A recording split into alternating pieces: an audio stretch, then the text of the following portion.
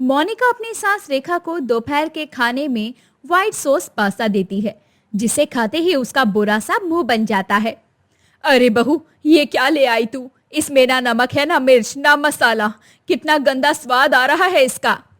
पर मैंने तो आपको सर्व करने से पहले टेस्ट किया था, सब कुछ एकदम परफेक्ट था। पता नहीं तू कैसा फीका खाना बनाती है। मुझे तो राधा के हाथ का खाना ही पसंद है। राधा, राधा। तभी वहां पर रेखा की दूसरी बहू राधा आ जाती है। जी माँ जी, आपने बुलाया, कहिए क्या हुआ? अरे ये शहरी बहू ने फिर से मुझे अपना ये शहरी फीका पास्ता दे दिया। जा मेरे लिए कुछ अच्छा बनाकर ले आ। इसे खाकर मेरे मुंह का स्वाद बिगड़ गया। बस इतनी सी बात, थोड़ा सा रुकिए, अभी आपके लिए कुछ अच्छा बनाकर लेकर आती हूँ, कुछ चटपटा और मजेदार। इतना कहकर राधा जल्दी से रसोई में जाती है और सिलबट्टे पर लाल मिर्च और लहसुन की बढ़िया सी चटनी बनाती है, जिसके बाद वो गर्मा गर्म पराठे के साथ रेखा की प्लेट में रखकर उसे चटनी के साथ खाने के लिए देती है। वाह, मजा आ गया। इसे कहते हैं असली चटपटा खाना। माँ जी, इतना ज्यादा लाल मिर्च खाना आपको दिक्कत दे सकता है। अरे कुछ दिक्कत नहीं देता, गांव के बड़े बुजुर्ग छोटे बच्चे हर कोई यही खाता है। ये चटनी बहुत अच्छी है। पर ये शहर है और यहाँ के हवा पानी में और गांव के हवा पानी में बहुत फर्क होता है। अरे तुम दोनों लड़ना बंद करो। मुझे पेट पूजा करनी थी, वो हो गई। बाकी तुम जाकर अपना काम करो। रेखा अपने कमरे में चली जाती है। रेखा की बड़ी बहू मोनिका शहर की थी और छोटी बहू राधा गांव की थी, और दोनों ही अपने अपने पकवान और काम से अपनी सास को खुश करने में लगी रहती थी। ऐसे ही एक शाम मोनिका का पति उमेश ऑफिस से घर आता है और गुस्से में बोलता है। मोनिका, मोनिका। जी क्या हो गया? क्यों चिल्ला रहे हैं इतना? यार तुमने मुझे टिफिन में क्या डाल कर दे दिया था? कटलेट और ब्रेड डाल के दिए थे। क्यों, क्या हो गया? तुम्हारे उन कटलेट और ब्रेड की वजह से मेरी पूरी ऑफिस के सामने इतनी बेइज्जती हो गई। क्यों, क्या हो गया? कितने तो बढ़िया बने थे। मैंने चिली फ्लेक्स और ओरिगेनो भी डाला था। अरे ऐसा लंच स्कूल के बच्चे ले जाते हैं। इतना फीका खाना था। सब लोग मेरा मजाक बना रहे थे कि मैं कोई छोटा बच्चा हूँ जो ऐसा खाना खाता हूँ। अभी वहां पर रेखा और राधा भी आ जाते हैं। अरे जेठ जी, शांत हो जाइए, कोई बात नहीं, कभी कभी तो हो जाता है ये सब। लेकिन इस शहरी बहू का तो रोज का ही है। हमेशा इतना फीका खाना बनाती है कि किसी को पसंद नहीं आता। तो क्या खाने में 56 मसाले डाल दो कि खाने वाले का पेट खराब हो जाए? अरे 56 मसाले की क्या बात है, 4 मसाले भी तो ठीक से डाले जा सकते हैं ना। सब्जी अपने आप स्वाद बन जाती है। तुम तो रहने ही दो, तुम्हें तो बस नमक मिर्च सब्जी में भर भर कर डालने की अच्छा ही नहीं लगता। इतना कहकर मोनिका गुस्से में पैर धमकाती हुई वहां से चली जाती है। दिन गुजरते चले जाते हैं और हर दिन घर में शहरी बहू के फीके पकवान और गांव के बहू के लाजवाब पकवान को लेकर बहस चलती रहती। ऐसे ही एक दिन पड़ोसन सरला घर पर आती है। अरे रेखा, मुझे आज तेरी दोनों बहू की थोड़ी मदद चाहिए। क्या हुआ, सब ठीक ठाक तो है ना? अरे आज ना मेरे घर पर बेटे के ससुराल वाले आ रहे हैं। तुझे तो पता है कि मैं अकेली हूँ, तो उन सबके लिए खाना बनाना है। तो तू जरा अपनी दोनों बहुओं को भेज दे। अच्छा ठीक है, चिंता मत कर, मैं उन दोनों को भेज देती हूँ तेरी मदद करने के लिए। हाँ ठीक है, मैं चलती हूँ, बाकी की तैयारियां भी तो करनी है। सरला वहां से चली जाती है और थोड़ी देर बाद रेखा राधा और मोनिका को सरला के घर भेज देती है। दोनों बहुएं सरला के घर जाकर मेहमानों के लिए पकवान पकाती हैं। थोड़ी देर बाद मेहमान आते हैं और सभी राधा के हाथों की बनाई हुई हर एक चीज की खूब तारीफ करते हैं, और मोनिका के हाथ की बनाई सारी चीज ज्यों की त्यों ही रखी रह जाती है। मोनिका बहू, अगर मुझे पता होता कि तू ऐसा खाना बनाती है तो मैं बस राधा बहू को ही यहाँ बुलाती। मैंने तो अच्छा खाना ही बनाया था, पता नहीं क्यों नहीं खाया। अरे क्या अच्छा है इसमें बहू, इसमें तो स्वाद ही नहीं है। मैंने खुद खाकर देखा, मसाले तो है ही नहीं इसमें, एकदम उबला हुआ खाना लग रहा है। वो क्या है ना कि दीदी थोड़ा मिर्च मसाला कम डालती है।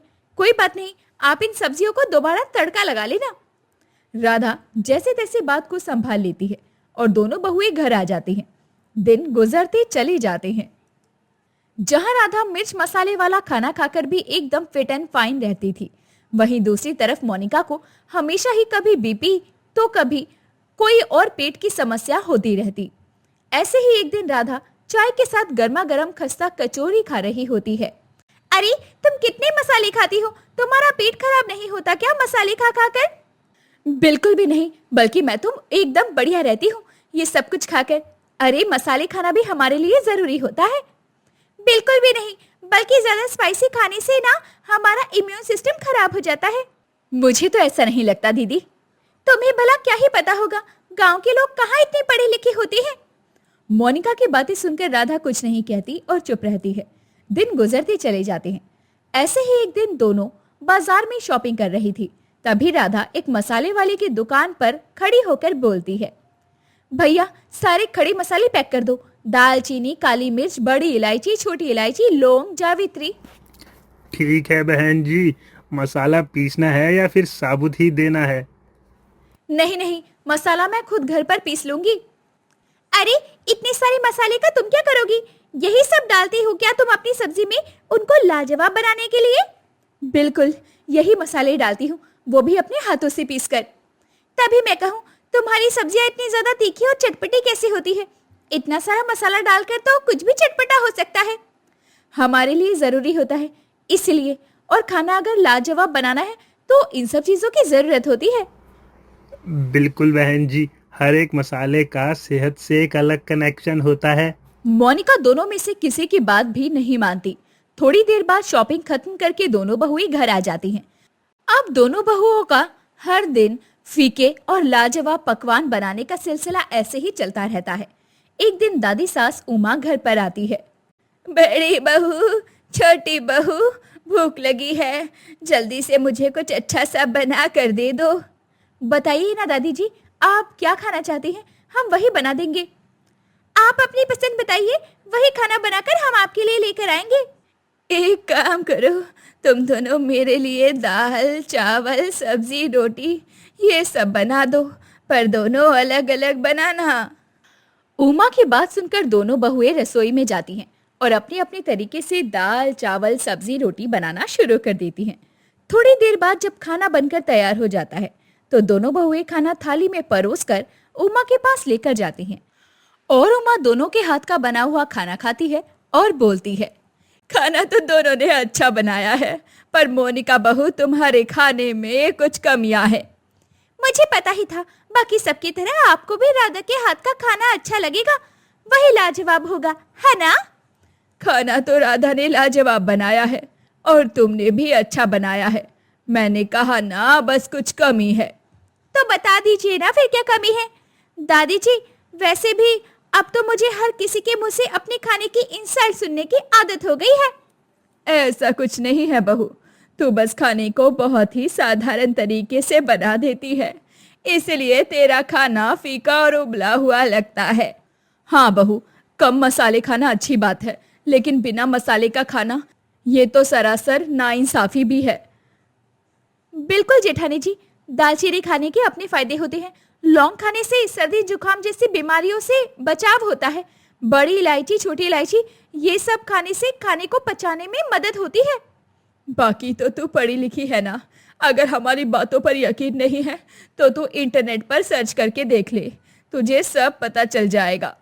सभी की बातें सुनकर मोनिका सोच में पड़ जाती है, जिसके बाद वो खुद मसाले के बारे में और उनके उपयोग के बारे में अच्छे से पढ़ती है और आखिरकार उसे समझ आ जाता है कि क्यों हर बार उसके खाने को सभी लोग पसंद नहीं कर रहे थे। इन सब के बाद अब मोनिका भी अपने खाने में मसाले का उपयुक्त इस्तेमाल करने लगती है और अब गांव की बहू के लाजवाब खाने के साथ साथ शहर की बहू भी बढ़िया खाना पकाने लगती है। विमला बहुत ही ज्यादा गरीब थी। उसके पास पहनने को ढंग के कपड़े तक नहीं थे। विमला शहर से दूर एक छोटी सी झोपड़ी में अपने 16 साल के बेटे सोनू के साथ रहती थी और लोगों के घरों में काम करके बहुत मुश्किलों से अपने बेटे को स्कूल भेजती थी। उसकी गरीबी के चलते बहुत बार सोनू बिना कुछ खाए सो जाता था, लेकिन विमला बेचारी करती भी क्या। उसकी हालत ही नहीं थी कि वो अपने बेटे को बाकी बच्चों की तरह पाल पोस सके। ऐसे ही एक दिन सोनू स्कूल से थका हारा घर आता है और घर आते ही खाना खाने के लिए रसोई में जाता है, लेकिन उसे खाने को कुछ नहीं मिलता और वो भूखे पेट कहता है, क्या करूं, भूख तो इतनी ज्यादा लगी है और खाने को तो कुछ है ही नहीं। आज सुबह भी खाना नहीं खाया था। पता नहीं माँ भी कब तक आएंगी। घर में तो कुछ बनाने को भी नहीं है जो मैं बना लूं। भूख भी बर्दाश्त नहीं हो रही। कोई बात नहीं, मैं देखता हूँ, क्या पता कुछ तो मिल ही जाए। इतना बोलकर सोनू रसोई में इधर उधर कुछ खाने को देखता है, लेकिन उसे कुछ भी खाने को नहीं मिलता और ऐसे ही बिना कुछ खाए वो पढ़ने बैठ जाता है।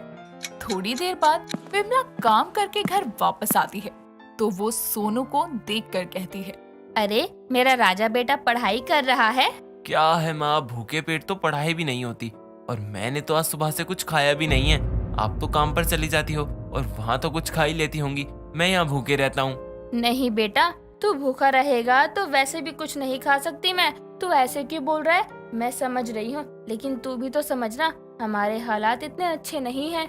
हाँ तो मैं क्या करूँ? हालत अच्छे नहीं है तो क्या भूखे ही रहूँ? मुझे कुछ नहीं पता। मुझे भूख लग रही है और आप जल्दी से कुछ खाने के लिए बना दो। ठीक है, मैं अभी तेरे लिए कुछ बना देती हूँ। विमला सोनू के लिए जल्दी से एक चूल्हे पर खाना बनाने लगती है, लेकिन उसे चूल्हा जलाने में काफी समय लगता है। इतने में सोनू को भूख बर्दाश्त नहीं होती और वो बोलने लगता है, पता नहीं कैसी रसोई है। आजकल तो लोगों के पास बिजली वाला चूल्हा भी है, लेकिन हमारे घर की रसोई में तो गैस सिलेंडर वाला चूल्हा भी नहीं है। आप इसी में ही बनाते रह जाओगी और यहाँ मेरे पेट में चूहे कूद रहे हैं। हाँ तो क्या हुआ बेटा, बहुत लोग होते हैं जिनके पास सब होते हुए भी वो चूल्हे पर ही बनाते हैं। हाँ तो उनके पास होता है सब, तो भी वो अपनी मर्जी से बना रहे हैं। लेकिन यहाँ कुछ है क्या जो हम अपनी मर्जी चला सकें? अभी तक तो तुझे बहुत भूख लगी थी और अब यहाँ तू सुना रहा है। अरे थोड़ा समय तो दे, मैं बना तो रही हूँ, बन जाएगा थोड़ी देर में। ठीक है। विमला सोनू के लिए जल्दी से जल्दी एक मुट्ठी दाल और थोड़े से चावल बना देती है और दाल चावल ले जाकर सोनू को देती है। सोनू जैसे ही दाल चावल खाता है तुरंत मुंह बनाते हुए कहता है, मुझे खाना खाना था और आपने तो दाल के नाम पर पानी पानी ही दे दिया है। आपकी रसोई में क्या पानी ही था जो आपने उबाल कर दिया है मुझे? बेटा जो भी है मैंने तेरे लिए बना दिया है, अब तो बिना मुंह बनाए ये खा ले। मैं पक्का कल तुझे पनीर बना दूंगी। आपने बोल दिया और मैंने पनीर खा लिया। आपको भी पता है हमारी औकात पानी वाली दाल खाने की है और आप मुझे कल पनीर खिलाओगी। अब ये बोल दिया है तो ये भी बता दो कि कहाँ से लाओगी कल? कल की कल देखी जाएगी, अभी जो तेरे पास है वो खा ना। हाँ ठीक है, लेकिन आपका खाना कहाँ है? आप भी तो बैठो ना। नहीं, तू खा ले, मैं बाद में खा लूंगी। इतना बोलकर विमला खुद खाना ना खाकर सोनू को खाना खिला देती है और इसी तरह दिन बीतते हैं।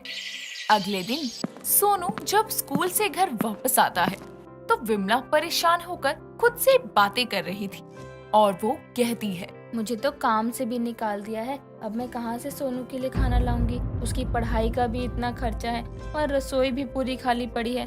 भगवान कोई तो रास्ता दिखाओ। सोनू विमला की सारी बातें सुन लेता है और सारी बातें सुनने के बाद सोनू भी विमला की परेशानी समझते हुए कहता है, माँ आज मुझे भूख नहीं है। आज स्कूल में ही मैंने अपने दोस्तों के साथ खाना खा लिया था। तुझे मना किया है ना मैंने किसी का खाना नहीं खाते, फिर तूने क्यों खाया? माँ आज एक दोस्त का जन्मदिन था तो उसने सबको खिलाया था, तो मैंने भी वही खा लिया था, इसीलिए मेरा पेट भरा हुआ है। ठीक है, लेकिन रुक तो यहीं, मैं रसोई में देखती हूँ, कुछ होगा तो बना कर लाती हूँ, तो खा लियो, ठीक है ना? दोनों बातें कर ही रहे थे कि तभी विमला के गेट पर एक बड़ी सी गाड़ी रुकती है और उसमें से एक विक्की नाम का अमीर आदमी अपनी बीवी शालिनी के साथ उतरता है और विमला के पास आकर कहता है, हम रास्ता भटक गए हैं और अब हमारे पास पानी भी नहीं है पीने के लिए। आप हमारी कुछ मदद कर सकती हैं? हमें बहुत ज्यादा प्यास लग रही है। हम यहाँ तक आए तो देखा आपका घर है, इसीलिए हम आपके पास आ गए। प्लीज हमारी मदद कर दीजिए। जी बिल्कुल, आइए ना आप बैठिए, मैं अभी आप दोनों के लिए पानी लेकर आती हूँ। विमला दोनों के लिए पानी लेकर आती है और दोनों पानी पीकर अपनी प्यास बुझाते हैं और शालिनी विमला से कहती है, आपका बहुत शुक्रिया। वो दरअसल हम पिकनिक के लिए निकले थे तो हमें यहाँ का एरिया बहुत अच्छा लगा था, तो हम चलते चलते यहाँ आ गए और रास्ता भूल गए। हमारे पास खाने को तो काफी कुछ था, लेकिन पीने को एक बूंद पानी नहीं था, लेकिन आपने हमारी प्यास बुझा दी। हाँ, और हमें ये जगह बहुत अच्छी लग रही है। हम यहाँ एक फार्म हाउस खरीदना चाहते हैं। मैं चाहता हूँ कि हमारे इस फार्म हाउस की देखरेख आप करें। लेकिन मैं कैसे? मैं तो आपको जानती भी नहीं हूँ, फिर कैसे मैं आपका फार्म हाउस संभाल सकती हूँ? हम दोनों जब यहाँ अपनी कार से उतरे थे तो हमने आप दोनों की बातें सुन ली थी। और हमें लगा कि हमें आपसे मदद नहीं मांगनी चाहिए, लेकिन इतनी ज्यादा प्यास लगी थी कि हमें मदद मांगनी ही पड़ी। और हाँ, जब हमने आपकी बात सुनी और आपसे मदद मांगी तो आपने अपनी गरीबी का रोना ना गाकर हमारी मदद की, तो हमें आपकी नीयत का पता चल गया और हम आपको यही बोलना चाहते हैं। माँ, आपकी रसोई में खाने को कुछ नहीं था ना, भगवान आपको खुद रास्ता दिखाने आ गए अपनी रसोई को भरने के लिए। इनकी बात मान लो। हाँ, और हमारे फार्म हाउस की देखभाल के साथ साथ आप वहीं रहोगी, और देखभाल करने के बाद आपको उसकी तनख्वाह भी दी जाएगी। और मेरी आपसे विनती है, आप मना मत करना। आपकी बात तो ठीक है, लेकिन अभी तो आप बस सोच रहे हैं और पता नहीं कब खरीदोगे। जब आपका फार्म हाउस आप खरीद लोगे तब आप बोलते तो समझ भी आता। अभी तक तो खरीदा भी नहीं है और अभी से आप बोल रहे हो। देखिए, यहाँ तो हम खरीदेंगे ही, लेकिन यहाँ थोड़ी दूरी पर हमारा एक फार्म हाउस खाली पड़ा है। आप उसकी जिम्मेदारी ले लो, क्योंकि अब भी हम वहाँ आते हैं तो वो गंदा ही मिलता है। आप रहेंगी तो कम से कम तसल्ली रहेगी। जी ठीक है, मैं आपके फार्म हाउस की जिम्मेदारी लेने के लिए तैयार हूँ। माँ, अब आप फार्म हाउस संभालोगी तो हमारे पास ज्यादा पैसे आएंगे, और अब तो फिर मैं भी और बच्चों की तरह खाना लेकर जा सकता हूँ ना, और घर पर भी आकर खाऊंगा। हाँ बेटा, अब इस गरीब माँ की रसोई पहले की तरह खाली नहीं होगी। अब तेरी मनपसंद की सभी चीजें बना सकती हूँ। विक्की और शालिनी विमला को अपने फार्म हाउस की जिम्मेदारी देते हैं और उसे संभालने के कहते हैं, और विमला को खर्चे के लिए कुछ पैसे भी देते हैं। थोड़ी देर बाद उन्हें फार्म हाउस वो दिखा के चले जाते हैं। विमला भी बहुत मन लगाकर जिम्मेदारी निभाती है और फिर उसकी जिंदगी में सब कुछ ठीक होने लगता है।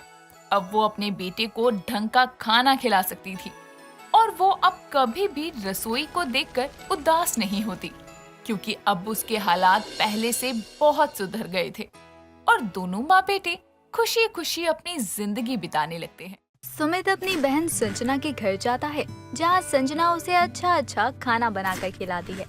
तभी वहाँ संजना का पति रोहन आ जाता है। अरे क्या बात है, आज तो साले साहब भी यहाँ आए हुए हैं। क्या हुआ साले साहब, कुछ काम कर रहे हो या अब भी यहाँ वहाँ घूमने में टाइम खराब करते हो? क्या आप भी हमेशा मेरे भाई को ताने देते रहते हो? अरे इस बार तो सुमित कितने टाइम बाद आया है यहाँ, कुछ खा रहा है, उसे शांति से खाने तो देते, आते ही ताने देने लगे बेचारे को। अरे मैं भी तो इसके ही भले के लिए बोल रहा हूँ, दिन भर यहाँ वहाँ घूमता रहता है, ये नहीं काम धंधा ढूंढ लूं। अरे काम करेगा तो अपनी जेब में पैसा भरेगा, मुझे थोड़ी खिलाएगा। जीजाजी, मैं यहाँ घूमने नहीं आया, मैं यहाँ काम के लिए आया हूँ। अच्छा, तो सुमित जनाब को भी काम होता है? जरा मेहरबानी करके बताना कि आप यहाँ किस काम के सिलसिले में आए हो, हम भी तो जाने ऐसा भी कौन सा काम है जो आप कर रहे हैं। अरे जीजाजी, आप भी ना।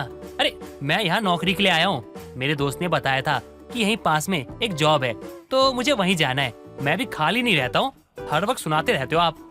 हो गई तसल्ली, पड़ गया कलेजे को ठंडक। लो, अब पता चल गया ना कि मेरा भाई भी काम करता है। अब बोलो ना, क्या बोल रहे थे मेरे भाई को? मुझे पता है इसके पास कोई काम नहीं है। अरे ये ऐसे ही हवाबाजी करता रहता है। अरे काम होता है तो अपने घर से भी कर सकता था ना, यहाँ आया है पक्का कोई तो लफड़ा है। अरे जीजाजी, आपके घर के पास पड़ेगा इसलिए यहाँ आया हूँ, और यहीं अगर आपका भाई होता तब तो आपको परेशानी नहीं होती, लेकिन मैं आया हूँ अपनी बहन के घर तो आपको परेशानी हो रही है। ये तो बिल्कुल सच बोला मेरे भाई ने। अब यही इनके परिवार का कोई आ गया तब तो ये ऐसे करते हैं जैसे भगवान ही जमीन पर आ गए हैं, लेकिन यही मेरा भाई आया है तो बस सुनाना शुरू कर दिया। अपने साले और बीवी की बात सुनकर रोहन वहाँ से चुपचाप चला जाता है और कुछ नहीं कहता। कुछ दिनों बाद रोहन बारिश में अपने ऑफिस से घर आ रहा होता है। तभी उसे रास्ते में सुमित एक लड़की के साथ दिखता है। उन दोनों को देखकर रोहन खुद से कहता है, अरे ये तो सुमित ही है, लेकिन ये यहाँ क्या कर रहा है, और वो भी इस लड़की के साथ? अभी जाकर पूछता हूँ, कहीं यहाँ इसी काम के लिए तो नहीं आया। अभी इसका भांडा फोड़ता हूँ। रोहन सुमित के पास जा रहा होता है कि तभी सुमित भी उसे अपने पास आते हुए देख लेता है और साथ खड़ी लड़की मोना से कहता है, अरे मोना, जल्दी से चलो यहाँ से, लगता है जीजाजी ने हमें देख लिया। वो देखो, वो यहीं आ रहे हैं, अगर उनके हाथ लग गए ना बहुत बड़ी दिक्कत हो जाएगी। तुम्हें देखा हो फिर भी कोई परेशानी नहीं है। बस भगवान करे इस बारिश में उन्होंने मुझे ना देखा हो। अगर उन्होंने मुझे देख लिया होगा तो सच में भूचाल आ जाएगा आज मोहल्ले में। सुमित और मोना दोनों रोहन के आने से पहले वहाँ से भाग जाते हैं और रोहन उन्हें पकड़ नहीं पाता। रोहन तुरंत घर के लिए निकलता है और घर पर वो सामने ही अपने साले को लैपटॉप पर काम करते हुए देखता है तो अपनी बीवी संजना को आवाज लगाकर बुलाता है। संजना, मैंने तुमसे कहा था ना कि तुम्हारा भाई यहाँ कोई काम से नहीं आया है, बल्कि कोई लफड़ा है तभी आया है। देखा, सही कहा था मैंने। अरे अभी वहाँ रोड पर एक लड़की के साथ देखा है मैंने उसको। ये क्या कह रहे हो आप? पी के आए हो क्या? अरे मेरा भाई तो कब से यहाँ बैठकर आराम कर रहा है। आपको क्या हर जगह बस मेरा ही भाई दिखता है? ये तो कब से यहाँ बैठा है, हिल भी नहीं रहा। अरे मैं सच बोल रहा हूँ, मैंने सच में रोड पर सुमित को एक लड़की के साथ देखा था। अरे जब तक मैं सुमित के पास जाता उससे पहले वो वहाँ से लड़की को लेकर गायब हो गया। आप ना मेरे भाई के पीछे हाथ धोकर पड़ गए हो। अरे अगर आपको पसंद नहीं है कि मेरा भाई यहाँ रहे तो मुझे बता दो, मैं भेज दूंगी इसे वापस। लेकिन ये झूठे इल्जाम तो मत लगाओ मेरे भाई पर। अच्छा हुआ दीदी अपने दोस्त के यहाँ गई थी और मैं इनसे पहले आ गया और कपड़े बदल के काम करने लगा, वरना आज दीदी और जीजाजी दोनों मुझे ना बहुत सुनाते। सुमित का झूठ पकड़ा नहीं जाता और सुमित बहुत खुश होता है। लेकिन वहीं रोहन काफी परेशान हो जाता है क्योंकि वो गलत जो साबित हुआ था। एक बार सुमित छत से सामने वाली छत पर एक चिट्ठी फेंकता है और वहाँ से मोना भी चिट्ठी फेंकती है। दोनों ऐसे ही चिट्ठियों में बात कर रहे थे, तभी वहाँ रोहन और संजना आ जाते हैं और जमीन पर कागज जो गिरे हुए थे उन्हें देखकर कहते हैं, ये क्या है? इतने सारे कागज यहाँ कैसे आए? अब ये तो बोल मत दियो कि तू पढ़ाई कर रहा था, क्योंकि तूने आज तक जिंदगी में कभी किताब को हाथ भी नहीं लगाया। अब वो जीजाजी वो। अरे ये तो कल मैंने ही फेंके थे। वो क्या है ना, कल छत पे आई थी तो बस ऐसे ही हिसाब करने लग गई। उनमें से ये कागज निकले थे, साफ करना भूल गई थी मैं।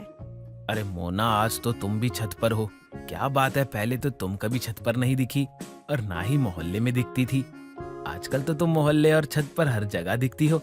हाँ वो भैया कुछ दिन से घर पे ही हूँ ना, तो मैंने सोचा कि थोड़ा आसपास घूम लूँ। अरे मोना, कभी हमारे भी घर आ जाया करो, हर वक्त घर पर नहीं रहा करते। हाँ आओ, घर पे सब साथ बैठकर चाय पीते हैं। रोहन और संजना को नहीं पता था कि सुमित और मोना एक दूसरे को जानते हैं और ना ही वो दोनों पता चलने देते हैं। ऐसे ही अब मोना भी उनके घर आना जाना करने लगती है। कुछ दिनों बाद सुमित और मोना एक दूसरे का हाथ पकड़ कर बैठे होते हैं। तभी वहाँ संजना आ जाती है और दोनों को ऐसे बैठे हुए देख लेती है। ये क्या हो रहा है? सुमित, तेरे जीजाजी तेरे बारे में क्या सही बोलते थे? तू यहाँ काम की वजह से नहीं बल्कि लड़की बाजी करने आया है। तुम दोनों ने एक दूसरे का हाथ क्यों पकड़ा है? दीदी ऐसा है ना कि हाँ, मोना के हाथों में बहुत दर्द था दीदी, शायद कहीं कांटा चुभ गया था। मैं बस वही देख रहा था। मोना तुम बताओ ना दीदी को, मैं सच कह रहा हूँ ना? हाँ भाभी, सुमित सही कह रहा है। आप जैसा समझ रही हो वैसा कुछ भी नहीं है। दीदी, जीजाजी तो हमेशा मुझे कुछ ना कुछ बोलते रहते हैं, लेकिन मैंने बुरा नहीं माना। लेकिन मुझे ये नहीं पता था कि आप भी मुझे कुछ ऐसा कह सकती हो। सच में आपने मेरा दिल तोड़ दिया दीदी, बहुत बुरा लगा है मुझे इस बात का। माफ कर दे मेरे भाई। वो मैंने तुम दोनों के ऐसे हाथ पकड़े हुए देखा तो मुझे लगा कि वो सही कह रहे थे, लेकिन अब मैं समझ गई हूँ कि तू बिल्कुल सही है। सुमित अपनी बहन को ही गलत साबित कर देता है और संजना भी उसकी बातों में आ जाती है। ऐसे ही सुमित और मोना किसी न किसी बहाने मिलते ही रहते। एक बार सुमित जब घर में अकेला होता है तो वहाँ मोना आ जाती है और वो दोनों एक दूसरे से प्यार भरी बातें कर रहे होते हैं। लेकिन इस बार सुमित की किस्मत खराब होती है क्योंकि दरवाजे के बाहर संजना और रोहन दोनों खड़े थे। वो दोनों की सारी बातें सुन लेते हैं। रोहन संजना को अंदर लेकर आता है। क्या हुआ संजना, अब भी कुछ कहना है तुम्हें अपने भाई के लिए? मैंने तुम्हें पहले ही कहा था तुम्हारा भाई यहाँ किसी कारण ही आया है, और देखो साले ने पटाई गर्लफ्रेंड।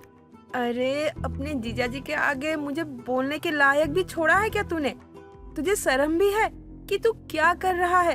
अरे अब तक तो तू यहाँ वहाँ घूमता ही रहता था और अब तो तूने गर्लफ्रेंड भी पटा ली। बस यही बचा था। दीदी आप गलत समझ रही हो। बस कर, सब कुछ सामने आ गया है और अब भी तू यही बोल रहा है कि मैं गलत समझ रही हूँ। तू जा यहाँ से और अब तू यहाँ नहीं रह सकता। संजना अपने भाई को वापस भेज देती है, जिसके बाद अब सुमित भी अपने काम पर ध्यान देने लगता है। रुचि एक साधारण परिवार से थी। उसके माता पिता ने उसकी परवरिश बहुत ही साधारण तरीके से की, लेकिन रुचि के सपने बहुत अलग थे, जिससे उसके परिवार वाले अनजान थे। कुछ वक्त बाद रुचि के परिवार वाले जैसे तैसे उसकी शादी करते हैं, एक रोहित नाम के लड़के से। रुचि अपने ससुराल में अपने बहू होने का फर्ज बखूबी निभा रही थी। ऐसे ही एक दिन उसकी सास कुंती उसको बुलाती है। बहू, तूने आज खाने में क्या बनाया है? कढ़ाई पनीर बनाया है माँ जी, और घर का सारा काम भी कर दिया है। चल, ये तो बहुत अच्छी बात है कि तूने अपने ससुराल का सारा काम अच्छे से संभाल लिया। अब तो थोड़ा आराम कर ले। तू भी थक गई होगी ना? हाँ, थक तो गई हूँ माँ जी, लेकिन मुझे बाजार जाना है घर का कुछ सामान लेने के लिए। तुझे जाने की क्या जरूरत है? रोहित लेकर आ जाएगा, तू इसकी चिंता मत कर। माँ जी, वो भी थक जाते हैं, उनको क्यों परेशान करना, मैं खुद ही जाकर ले आती हूँ। अच्छा ठीक है, जा, और हाँ, थोड़ा जल्दी आ जाइयो। जी माँ जी, 1 घंटे में आ जाऊंगी। रुचि इतना बोलकर अपने कमरे से पर्स लेती है और बाजार चली जाती है। कुछ देर बाद बाजार में वो एक पनवाड़ी की दुकान पर रुकती है और सिगरेट पीने लगती है और खुद से कहती है, कितना सुकून मिल रहा है। कितने दिनों से इसे हाथ भी नहीं लगाया था, तो थकावट सी हो रही थी। आज तो पी ही लिया है, लेकिन पता नहीं माँ जी से क्या क्या बहाना बनाना पड़ेगा। रुचि सिगरेट पीती है और बाजार घूमती है। कुछ घंटों बाद वो घर पहुंच जाती है, जब तक कुंती भी अपनी नींद पूरी करके जाग जाती है। रुचि को देखकर कुंती कहती है, बहू, तू तो बाजार गई थी, फिर सारा सामान कहाँ है? अरे यार, अब इस बुढ़िया को क्या बताऊं कि मैं बाजार कोई सामान लेने नहीं बल्कि अपने अरमान पूरे करने गई थी। क्या हुआ बहू, क्या सोचने लग गई है? बता, सामान कहाँ है? माँ जी, बाजार में एक भिखारी मिल गया जो बहुत दिनों से बीमार और भूखा था। उसको देखकर मुझे दया आ गई और मैंने उसे पैसे दे दिए। कोई बात नहीं माँ जी, लोगों की मदद करना तो अच्छी बात होती है ना। अच्छा चल ठीक है, जाकर खाना बना ले। कुंती इतना बोलकर अपने कमरे में चली जाती है और रुचि भी अपने कामों में लग जाती है। ऐसे ही कुछ दिन गुजरते हैं और रुचि एक बार फिर अपनी सास को झूठ बोलकर बाजार जाती है और सिगरेट पीकर घर आ जाती है।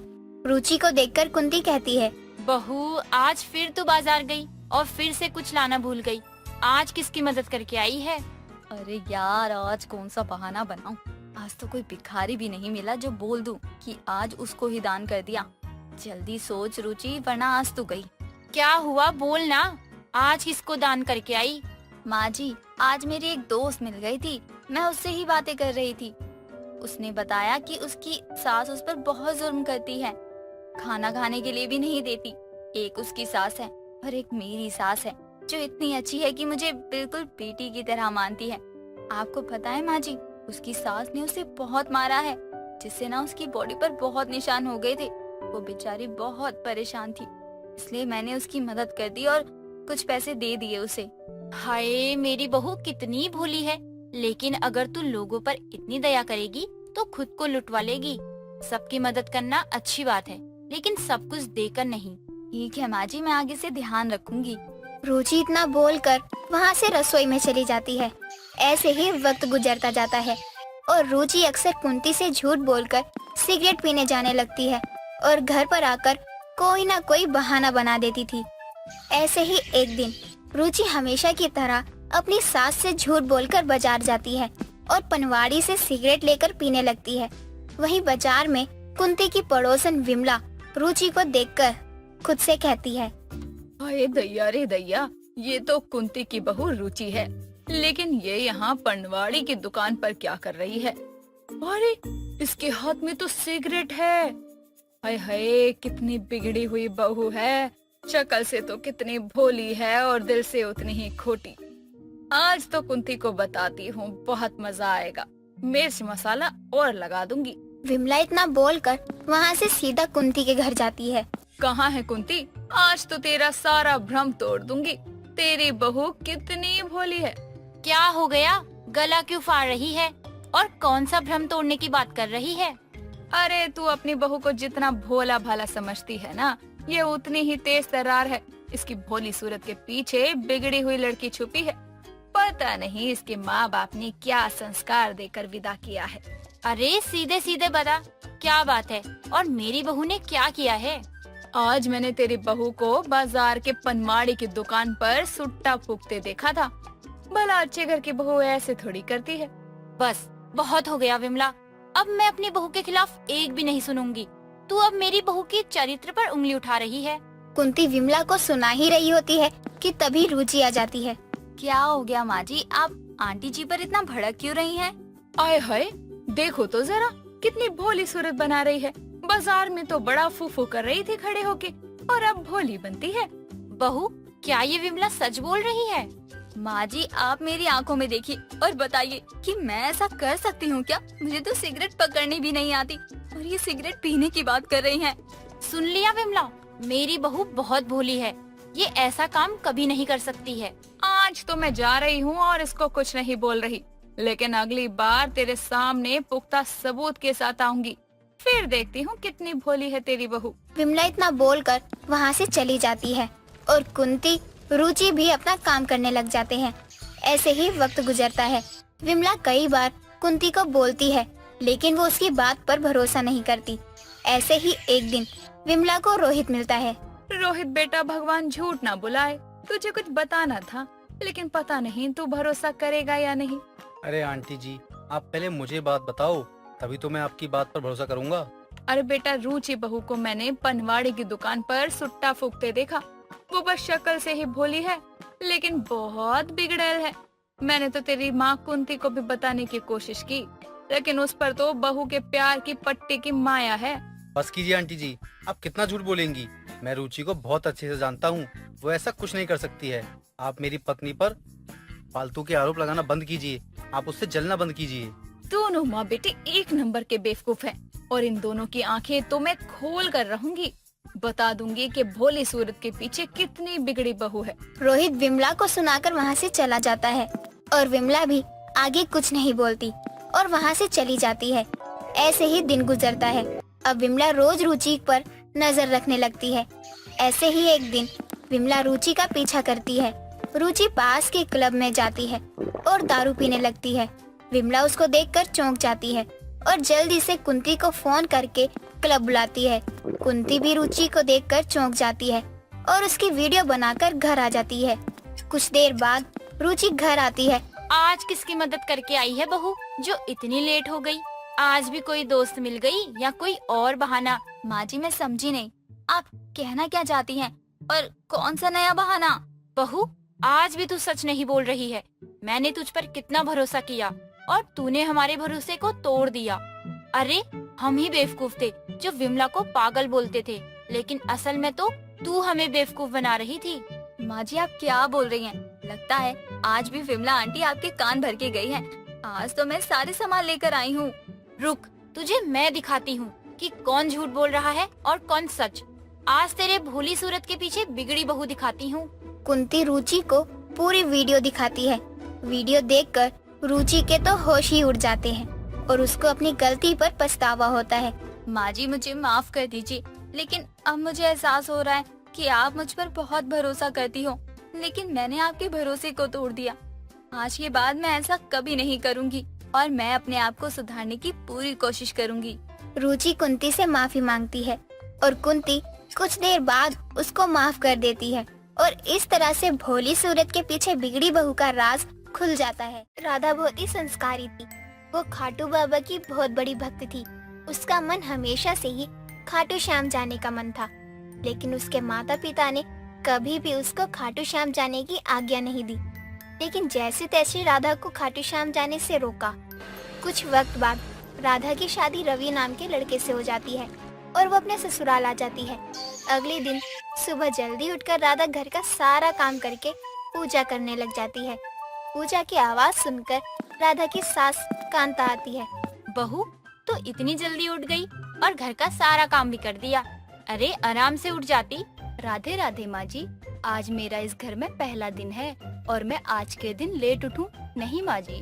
पर बहू, परवर कुछ नहीं माँ जी, आप जल्दी से जाकर तैयार होकर आ जाइए, मैं आपके लिए चाय बनाती हूँ। कांता राधा की बात सुनकर वहाँ से अपने कमरे में चली जाती है और राधा रसोई में जाकर चाय बनाने लग जाती है। कुछ देर बाद सभी आते हैं और नाश्ता करते हैं और बैठकर बहुत सारी बातें करते हैं। ऐसे ही दिन गुजरता जाता है। राधा अपने ससुराल की जिम्मेदारी बखूबी संभाल लेती है। ऐसे ही एक दिन कांता की पड़ोसन विमला कांता के घर प्रसाद लेकर आती है। ले कांता, प्रसाद रख। कहाँ गई थी तू जो प्रसाद लेकर आई है? अरे मैं कुछ दिन पहले ही तो खाटू श्याम गई थी, वहीं का प्रसाद है। अपनी बहू और बेटी को भी खिला दियो। अच्छा ठीक है, आज जब तू आ ही गई है तो मेरी बहू से भी मिल ले। कांता राधा को आवाज लगाती है और राधा को चाय लेकर बुलाती है। कुछ देर बाद राधा चाय लेकर आती है। राधे राधे आंटी जी, ये लीजिए चाय। राधे राधे बहू। अरे वाह कांता, तेरी बहू तो बहुत सुंदर है, बिल्कुल राधा रानी की मूर्त की तरह। और देख तो, इसका नाम भी राधा है।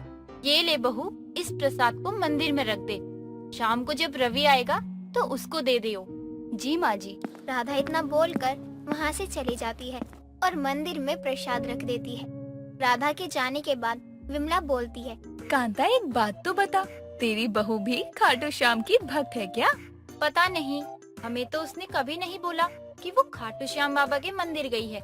लेकिन तू ऐसे क्यों पूछ रही है? नहीं, ऐसे ही। तेरी बहू नमस्ते की जगह राधे राधे बोल रही है ना, इसीलिए पूछा। विमला और कांता कुछ देर बातें करते हैं और फिर विमला अपने घर चली जाती है। ऐसे ही दिन बीतते हैं और राधा एक दिन अपने पति से कहती है, सुनिए रवि जी, हम खाटू श्याम बाबा के मंदिर चलते हैं। मेरा बहुत मन है कि मैं खाटू बाबा के मंदिर जाऊं। नहीं राधा, अभी मेरे पास वक्त नहीं है, मैं तुम्हारे साथ खाटू श्याम नहीं जाने वाला, ठीक है? अब अकेले ही चली जाओ तुम, हम कभी और चलेंगे, ठीक है? मैं अपने मायके से सुनती आ रही हूँ, हम बाद में जाएंगे, लेकिन आज तक मैं खाटू बाबा के मंदिर नहीं जा पाई। अगर मेरे पास समय होता तो मैं तुम्हारे साथ जाता, लेकिन मुझे माफ कर दो, मेरे पास समय नहीं है ना, क्या कर सकते हैं। रवि की बात सुनकर राधा बहुत उदास हो जाती है और बिना कुछ बोले चुपचाप सोने चली जाती है। ऐसे ही दिन गुजरता है और राधा की उत्सुकता बढ़ती जाती है। ऐसे ही एक दिन राधा रसोई में खाना बना रही होती है कि तभी कांता आ जाती है। बहू, तूने रवि को खाटू श्याम का प्रसाद दे दिया था या भूल गई थी? हाँ माँ जी, मैंने रवि जी को प्रसाद दे दिया था और उन्होंने खा भी लिया था। कांता राधा की बात सुनकर एक गिलास में पानी भरती है और वहाँ से जाने लगती है। तभी राधा पीछे से आवाज लगाती है, माँ जी, मुझे आपसे कुछ बात करनी थी। हाँ बोल बहू, तुझे क्या बात करनी है? कोई बात है? कहीं बाहर जाने हैं या मायके की याद आ रही है? अरे नहीं नहीं माँ जी, मुझे तो बस आपको खाटू श्याम जाने के लिए बोलना था। मेरा बहुत मन है हम लोग खाटू श्याम बाबा के मंदिर जाएं, और बहुत सुना है उनके बारे में, दूर दूर से लोग उनके दर्शन के लिए आते हैं। क्या बहू, तू भी खाटू श्याम जाने की बात कर रही है? तुझे पता भी है खाटू श्याम कितना दूर है और वहाँ जाने के लिए मन में आस्था रखनी होती है। माँ जी, तभी तो कह रही हूँ कि हम लोग सभी चलते हैं, इसी बहाने सभी घूम भी लेंगे और बाबा के दरबार भी हो आएंगे। बहू, मुझसे तो ना होगा, तुझे जाना है तो रवि को साथ ले जा। कांता इतना बोलकर वहाँ से चली जाती है और फिर एक बार राधा खाटू श्याम जाने में असफल होती है और निराश होकर अपना काम करने लगती है। ऐसे ही दिन गुजरते जाते हैं और गुजरते दिन के साथ राधा अपने सास और अपने पति को खाटू श्याम जाने के लिए मनाती रहती है, लेकिन वो दोनों हर बार मना कर देते हैं। ऐसे ही एक दिन रवि अपने ऑफिस के लिए घर से निकल ही रहा होता है कि तभी अचानक एक बड़ी सी ट्रक से उसका एक्सीडेंट हो जाता है। राधा ये देखकर बहुत घबरा जाती है। वो जल्दी से एम्बुलेंस को कॉल करके बुलाती है और उसको हॉस्पिटल में एडमिट करवाती है।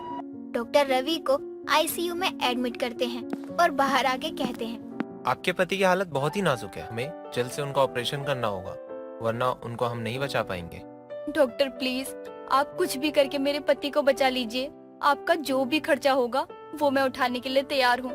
देखिए मैडम, हम अपनी तरफ से अपना बेस्ट देंगे, बाकी आप जल्दी से जाकर जो भी फॉर्मेलिटी होती है वो पूरा कर लीजिए, उसके बाद मैं आपके हस्बैंड का ऑपरेशन स्टार्ट कर सकता हूँ। डॉक्टर इतना बोलकर वहाँ से चले जाते हैं और राधा जल्दी से जाकर सारी फॉर्मेलिटी पूरी करती है। डॉक्टर रवि का ऑपरेशन शुरू कर देते हैं। बाहर राधा और कांता भगवान से प्रार्थना कर ही रही होती है कि तभी राधा मन में बोलती है, हे खाटू बाबा, अगर मेरे पति का ऑपरेशन सही से हो गया तो मैं आपके दरबार में चल कर आऊंगी। बस मुझे निराश मत होने देना बाबा। बहू तू चिंता मत कर, सब ठीक होगा। जी माँ जी।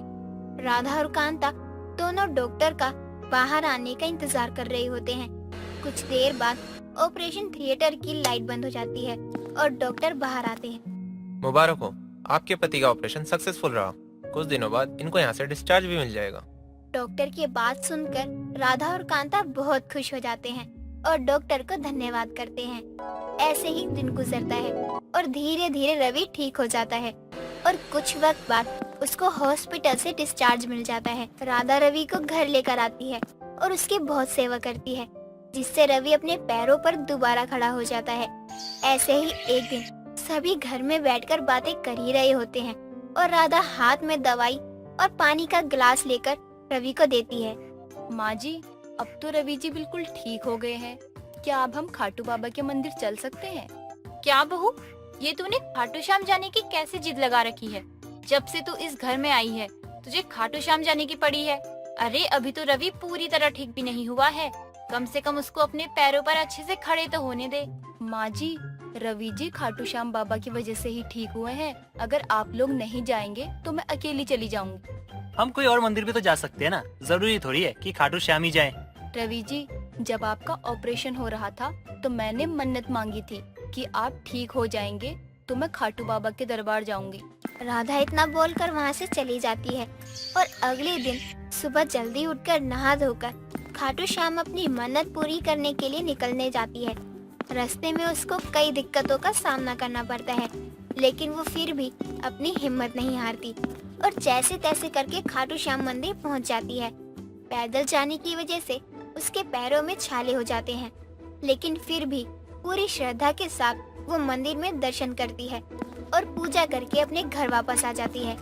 घर पहुंचकर वो सबको प्रसाद देती है और कांता बोलती है, बहू हमें माफ कर दे, तेरी श्रद्धा देखकर तो मैं धन्य हो गई कि मेरी ऐसी बहू है जो अपनी फिक्र करे बिना अपनी मन्नत पूरी कर ली।